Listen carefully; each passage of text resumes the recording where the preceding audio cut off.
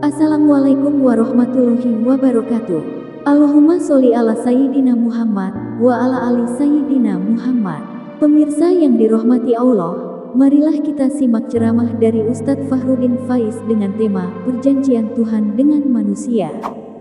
Sebelumnya marilah kita perbanyak sholawat minimal 1000 kali sehari, agar hidup kita penuh barokah dan mendapatkan syafaat kelak.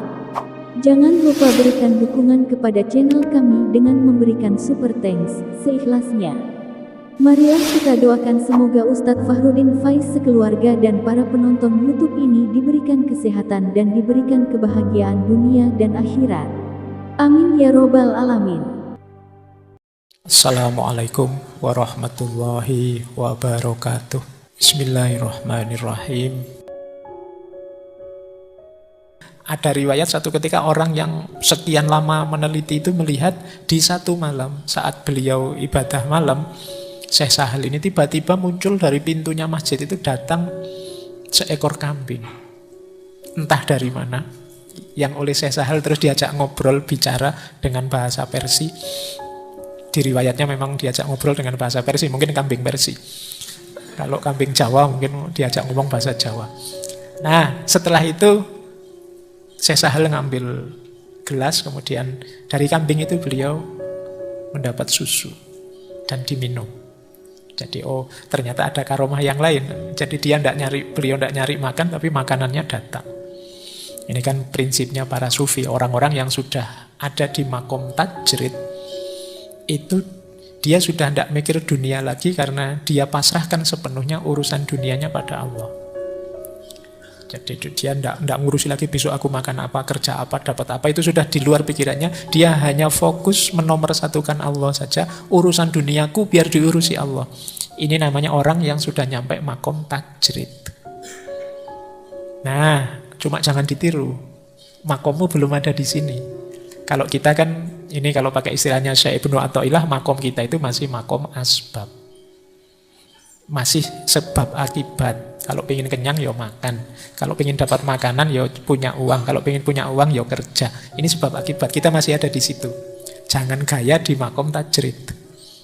Jadi kalau orang di makom asbab kok terus ambisius pengen naik ke makom tajrid, kata Syekh Ibnu Athaillah itu namanya hawa nafsu.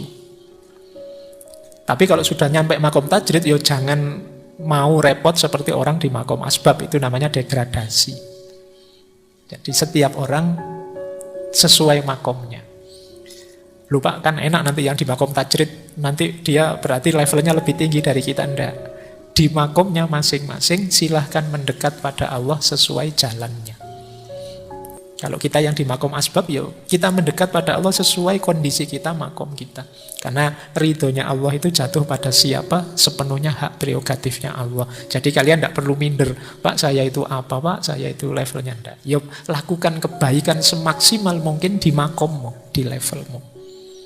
Tidak usah nunggu, Pak saya besok aja Pak rajin ibadah, kalau sudah makom saya naik setengah-setengah wali lah, ya wis tidak nyampe. Makommu masih ada di situ, ya jalankan saja yang kamu mampu di levelmu. Nah, Sufi awal yang dikenal mengkonsep Nur Muhammad ini beliau, Syekh Sahal Al-Tustari ini. Beliau juga nulis tafsir. Di tafsir beliau lah nanti muncul gagasan tentang Nur Muhammad ini. Jadi menurut Syekh Sahal Al-Tustari, ini konsep-konsep yang saya jelaskan di awal tadi banyak ngambil antara lain dari konsep awal Syekh Sahal Al-Tustari ini. Jadi yang pertama apa? Allah sebelum menciptakan alam semesta, yang diciptakan duluan adalah Nur Muhammad. Jadi ini ciptaan Allah yang paling awal. Mungkin ada yang protes, kok begitu sih Pak, kok tidak nyambung sih Pak? Kata Syekh Nawawi Al-Bantani, loh itu hak prerogatifnya Allah, mau menciptakan yang awal itu apa? Nah, Allah menciptakan yang paling awal itu Nur Muhammad. Nah, dalam Nur Muhammad ini, ya dia memang disebut Nur. Anggap saja wujudnya cahaya, meskipun jangan mendefinisikan cahaya seperti lampu listrik sekian watt ini. Jadi bentuknya cahaya dan memang sifatnya qadim. Qadim dalam tanda petik ya, nanti dijelaskan di belakang oleh Ibnu Arabi. Awas campur dengan Allah. Meskipun nanti kalau di Al-Halaj dianggap sama levelnya. Nah, jadi dia prakekal, azali, qadim. Meskipun qadimnya dalam tanda petik tentu saja tidak selevel Allah karena dia ciptaannya Allah. Dan selanjutnya alam semesta ini diciptakan oleh Allah melalui Nur Muhammad. Makanya tadi oleh Ibnu Arabi pakai istilah syajaratul baida, seperti pohon yang keluar banyak ranting cahaya. Jadi dari Nur Muhammad inilah nanti muncul banyak makhluk-makhluk dari level paling transenden sampai level materi. Jadi dia semacam sumbernya eksistensi. Nah, kemudian Syekh Al-Tustari juga menyebut nanti ya surat Al-A'raf ayat 172. Ayat ini kan kadang membuat kita bingung. Di ayat itu disebut sebelum kita ada, di situ ada perjanjian antara kita dengan Allah. Yang di situ Allah tanya pada kita, alastu bi rabbikum. Kemudian kita jawab bala syahidna. Kan terus kita protes, kapan saya jawab itu? Saya tidak merasa ada loh. Kok katanya dulu ada terus jawab. Nah, kalau di tafsirnya Syekh Tustari ini yang jawab itu ya Nur Muhammad. Dia potensi yang nanti melahirkan kita. Cikal bakal yang dari situ muncul kita. Bahkan ya dalam tafsirnya, dalam ceritanya Nur Muhammad ini begitu diciptakan dia sujud pada Allah sekian ribu tahun. Jadi makanya saat itu ada perjanjian. Oke, makhluk akan lahir semua tapi sebelum dimunculkan diajak berjanji. Jadi semacam disuruh syahadat dulu. Ditanya oleh Allah, alastu bi rabbikum bala syahidna. Apakah engkau menganggap aku Tuhanmu? Bukankah aku ini Tuhanmu? Terus jawab bala syahidna. Nah, itu ada yang nafsir yaitu Nur Muhammad yang dia potensi semua makhluk nantinya. Nah, oke, nanti Syekh Tustari juga menjelaskan manusia itu ada muridin, ada murodin. Muridin itu sisi fisiknya, kemanusiaan kita. Kalau murodin itu hakikat diri kita yang paling dalam. Yang di situ ada Nur Muhammad. Baik, saya lanjutkan ya. Ini masih sejarah, masih kita jelajahi dulu asal-usul dan perkembangan konsepnya. Nah, ini boleh nanti teman-teman cari ya. Ini referensinya Syekh Sahal Al-Tustari, tafsir beliau yang tafsir Al-Quran Al-Azim. Kalimat yang saya kutip antara lain ini, Muhammad yang secara harafiah artinya yang terpuji, diyakini sebagai perwujudan sempurna, cahaya azali yang juga merupakan sumber penciptaan alam semesta, termasuk para nabi dan seluruh keturunan manusia. Ia adalah manifestasi pengagungan sempurna atas zat Allah karena telah menyembah langsung di hadiratnya selama 1 juta tahun ketika masih berbentuk cahaya. Oh, berarti saya tadi keliru bilang ribuan, 1 juta tahun. Meskipun sebenarnya maknanya 1 juta tahun itu bisa kita maknai sangat lama. Ketika bala syahidna tadi. Meskipun eksistensi dan esensi Nur Muhammad bukan eksistensi dan esensi sejati. Kenapa tidak sejati? Karena dia sekedar cahaya yang diciptakan. Tetapi dia adalah cahaya Allah yang memancar darinya sebagaimana sinar dan kehangatan memancar dari matahari. Jadi kalau diibaratkan cahaya matahari, Allah itu mataharinya. Cahaya itu Nur Muhammad. Cahayanya adalah Nur Muhammad. Jadi ini pakai ibaratnya Syekh Sahal Al-Tustari. Makanya beda. Cahaya matahari dengan matahari kan beda. Tapi dekat. Sangat dekat. Bahkan nyambung. Nanti seluruh cahaya, seluruh terang di muka bumi ini yang muncul dari situ. Oke, ini tokoh kedua yang disambungkan dengan Nur Muhammad. Tokoh ketiga, muridnya Syekh Sahal antara lain Abu Mansur Al-Hallaj. Ini pernah kita bahas satu sesi khusus. Tokoh yang mungkin sangat teringat di pikiran teman-teman karena kontroversinya. Nah, pandangan Al-Tustari ini sangat berpengaruh nanti terhadap Husain bin Mansur Al-Hallaj ini. Jadi kata Al-Hallaj, ya Nur Muhammad itu makhluk pertama, dialah Muhammad spiritual, karena nanti ada Muhammad material, ya Nabi Muhammad itu, dia adalah sumbernya semua ma'rifat, dia adalah cahaya semua wujud.